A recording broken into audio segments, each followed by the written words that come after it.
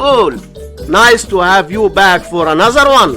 In this shared video, 16 divided by 8, which equals 2, and 8 divided by 4 equals 2. Now we have this problem, 2 divided by 2, which equals 1. But this answer is not correct, because according to the order of operations, we must do this division, then this division, and at last this division. So we have first this division, 16 divided by 8 equals 2. So we have 2 divided by 8 divided by 4, and we can write this part as 2 over 8 divided by 4. So we must keep the first fraction 2 over 8 and change division to multiplication times,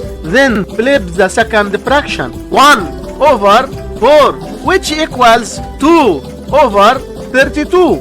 And this is our final answer for this problem. Don't forget to like, comment and subscribe to the channel.